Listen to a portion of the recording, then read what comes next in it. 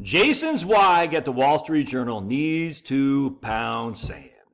I cannot, my man Jeff just sent this to me. And Jeff, I'm actually going to talk to Jeff later today. So good job, Jeff. You're the man. I've been subscribed to the Wall Street Journal since 1992. And I just canceled my subscription yesterday.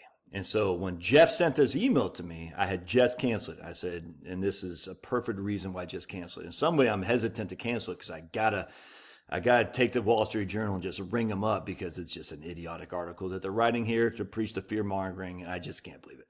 But it was painful to unsubscribe for the Wall Street Journal after 35 years, man. 35 years. The news section of the Wall Street Journal has always been left wing. You know, Jackie Calms, John Harwood, and stuff, and they go back and forth with the New York Times. Brett Stevens, he's not on the news, but he's on the opinion page. The opinion page I always loved, and I always loved the financial page too, so I kept it. But I knew it was left wing news rag.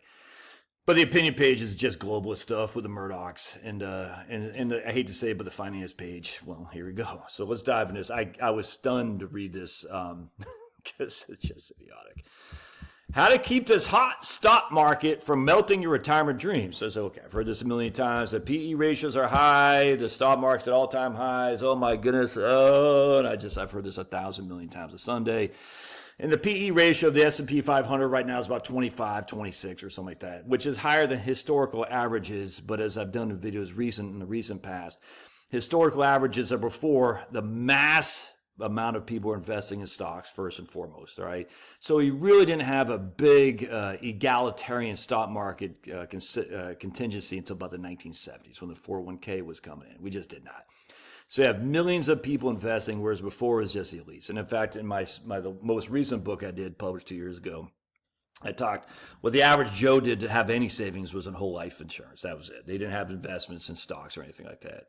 So it's just as silly to say that. Plus, stock buybacks are a big thing now. Stock buybacks are goosing their earnings per share because they're eliminating shares out there. So stock buybacks are a big thing. And on top of the lower interest rates, which will probably stay lower for history. I know people think the rates are going to go up. Well, they haven't, man. I mean, they're at 4% right now as a 10-year treasury. The historic 10-year treasury is about 5.5%. So that's a pretty significant thing too. So anyway, when you factor in more and more people in the markets, stock buybacks, which basically replace dividends, and on top of that, you have the low interest rates of competing assets for your money. There's a reason PE ratios are higher and, frankly, more knowledgeable of stocks. Remember James Glassman. Who's James Freeman? James Glassman. He had written Dow 36,000. He had written that in 1999, and he took a lot of arrows for that. But he's right. The Dow's at 43,000 now. You know, more people realize the earnings premium, the risk premium that you get over bonds by being in stocks. Just a better educated marketplace for sure. So anyway, the issue that the earnings are so high relative to historical norms, that inherently means doomsday. I just don't buy it. I just don't. That doesn't mean there won't be mass declines. But then on top of that, if you actually look, I want to show you guys something because this will blow your way here. So check this out. So what Zweig is going to say is the S&P over the past decade has returned 15% a year, far in excess of its annual long-term rates of 10.3. All right, well, if we look at the start of 2000, what has the S&P 500 done? Its compounded annual growth rate has been about almost less than 8, about 7.96, 7.64, depending if you look at VTI or VOO. So since the start of this century, 25 years in now, the compounded annual growth rate of the S&P 500 is anything to write home about. It's just not. It's about 8% a year. And as such, you're sitting there thinking, yeah, you could make an argument that the last 15 years has been booming. It has. Over the last 15 years, compound annual growth rate has been almost 14%. But the 10 years previous to that was such a horrible, and it was the worst decade since the Great Depression. Again, for 25 years, the S&P 500 just hasn't been a rock star. Last 15 years it is, but this is recency bias.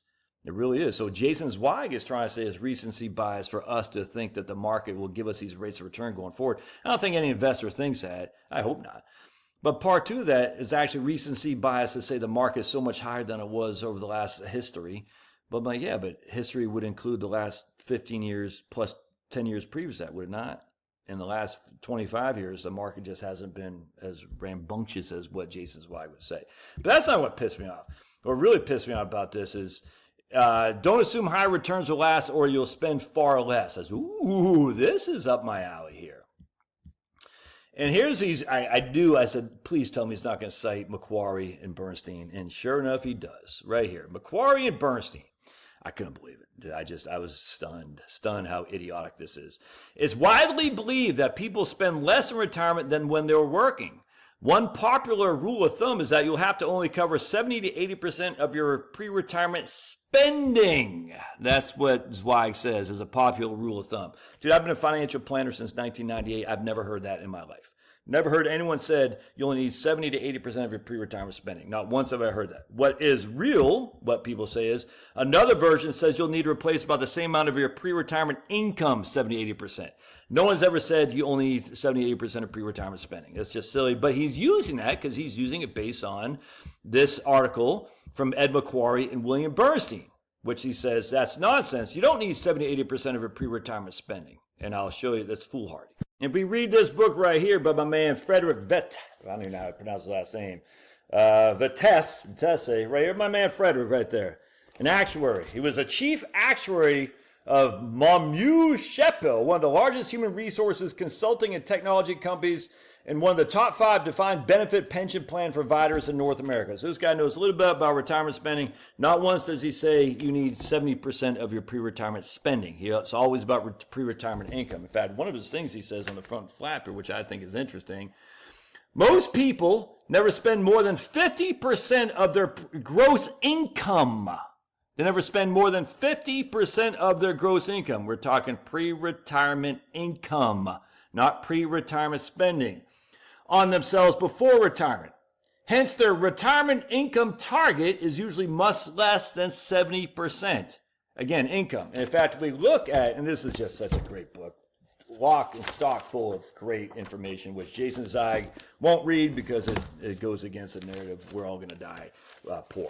All right, but then actually the thing that pisses me off more than anything, pardon my French, is that what these guys right here, Macquarie and stupid William Bernstein are using, they're using, when they say retirement, that you need to cover 70, 80% of your pre-retirement spending, they're using this article as a primary source right here, this white paper that this guy from MIT had written in 2014. And because they said it in their article, Bernstein and Macquarie, they cite this as the preeminent source of retirement income. And the funny thing is, check this out.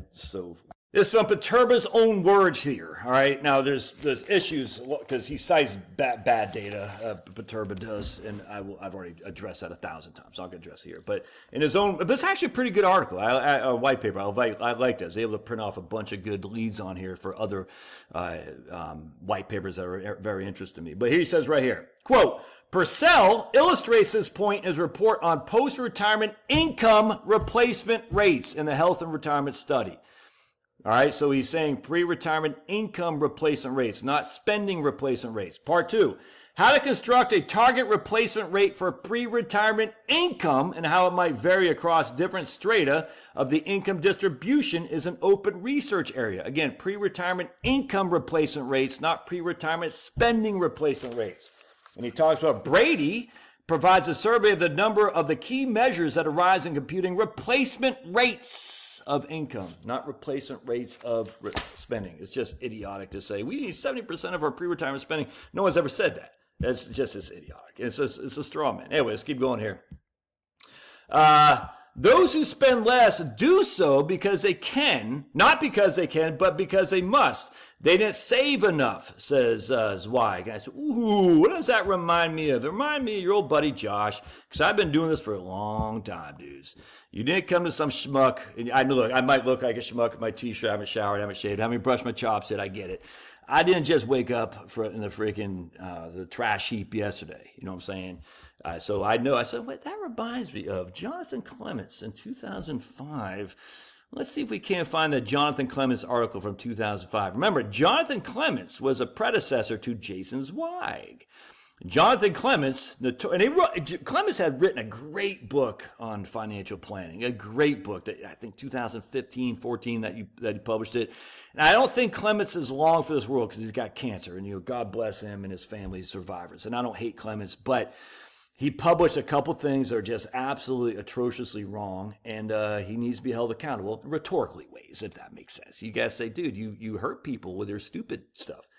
And one of them was saying you should basically the 1% AUM fee for advisors is bad, blah, blah, blah, blah. And then you turn around to go work for a firm that charged 1% AUM fee for advisors. I said, dude, freaking hypocrite. That pissed me off. The 1% advisor fee is bad, blah, blah, blah, blah. I'm going to go and work for creative planning, who I think even charges more than 1%. Now, is creative planning worth it or not? That's up to you. I got friends who work at creative planning, and I think they are worth it for a lot of their clients. Is it worth it for everybody? I don't know. But to sit there and say 1% advisory fee is bad and then go join a firm that charges that, I find very hypocritical, and it's hard to take it seriously. But his book was fantastic. But then part two, my man Ty Bernanke is how you say his name, Bernanke. He had written this fundamental piece that changed everything for me in 2005 in the Journal for Financial Planning. And I've referred to this so many times. And Clemens does the same thing here. If I can come back to this article right now, I don't subscribe to the Wall Street Journal anymore, but I do subscribe to newspapers.com. And Clemens said, saving too much for retirement, don't be fooled by study. And he cites the June 2005 JFP article by Ty Bernanke. And I used to love the JFP until they went full woke and they put critical race theory on the front page of the Journal for Financial Planning. I couldn't believe it. I said, you guys are race mongers and screw you. And I got rid of my FPA membership. I no longer read the Journal for Financial Planning because critical race theory is Marxist liberation theology. And it needs to go in the trash heap of history like the communist plague that it is, that it promotes. Anyway, couldn't believe the Journal for Financial Planning was promoting it. It was crazy. Ty Bernanke, the study examined government data and found that as folks got older, their spending declined, but their wealth increased. This suggests that retirees voluntarily cut back their spending. And then he goes, then Clemens will just wrap this up. He cites this guy from retired Boeing exec who runs AnalyzeNow.com, a website devoted to retirement issues. The question shouldn't be, do older retirees spend less? The question is, why do retirees spend less? And Clemens goes on to say they spend less because they don't have the money, is what he says. What did Jason Zweig say? It's so freaking stupid. Those who spend less do so not because they can, because they must, because they didn't save enough. So this is from 2025. He had written this. Where's the date on here? 2025. When did Clemens write it? 2006. So Zweig is just basically plagiarizing, not really, but what Clemens wrote before. The funny thing is right here, Clemens acknowledges the reality. At first glance, the results, this is Bernanke's. At first glance, the results appear to show Americans getting richer as they grow older. Take households that fall in the bottom 20% of income.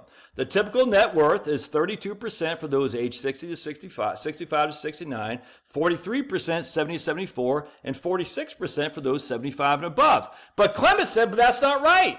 Because you have to look at that. The result is people who are 75 and older, 43% of them are in the lower income quintile, the bottom 20% of income. Okay. The typical net worth for people who are 75 and older is higher than the typical net worth for the people who are 65 to 69 in the bottom 20% of the income. So even if the bottom 20% of the income for people 75 and older is more than the quintile would say, 43% of those 75 and older are in the bottom quintile of net worth, their income, their net worth is still going higher. I've never understood why he didn't get this. This was always a pet peeve of mine. When he wrote that, I said, how does he not see this? Oh, and by the way, that was from 2006. And what do we find by Edward Wolfe from, where is he from? Where's Wolf from? Where is he? New York University. He just published a piece in August of last year showing the phenomenal increase in net worth of the older population.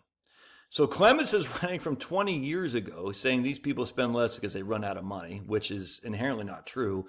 20 years later, Ed Wolfe from NYU publishes another fundamental piece that says, well, the net worth is growing for older people. That's just a fact. Okay, so maybe they are spending by choice. You ever think about that? In fact, if we go back to Bertessi's thing here, he goes hook, line, and sinker of how the people just don't consume as much. anecdotal evidence becomes large enough as it comes to empirical evidence. And then we can just look at our own survey for consumer finances. Check this out. We can go to the median net worth of people 65 and older, and you can see, and this is all in the same dollars. All right, this is all in the same dollars, $2022, if memory serves. What's the dollars here? It's adjusted for inflation. Yeah, $2022. We can see going back to when Clemens had written that piece right here, 2000. It doesn't give us 2000. We'll use 2004. The median net worth of that group of people 65 and older was about $275,000. Now the median net worth in the same dollars is about $375,000. Now it's a median, all right, so that's all people. That's 50% have more, 50% have less, but their net worth is growing and explicitly showing that their income spending is lessened because they choose to, regardless of what Jason Zweig, freaking Macquarie, and again, I just destroyed Macquarie's arguments. Bernstein's a con, but Macquarie I actually like quite a bit because again, they're citing this data from this piece right here from Harvard, from MIT, and even the own guy who wrote this thing says right here, he says, the CPS coverage, that's the current population survey, which purportedly shows, oh my goodness, so many people are running out of money. It doesn't, but let's just use it. It's wrong. But the CPS coverage of income paid out from defined contribution pension plans. So remember, a defined contribution is considered a pension. Interesting, is it not? It's not as detailed as in some other surveys. So the entries that Macquarie and Bernstein are going to use on the share of income from pensions, defined contribution plans, and defined benefit plans should be viewed with caution. A couple guys in particular raised concerns about the underreporting of payouts from defined contribution pension plans.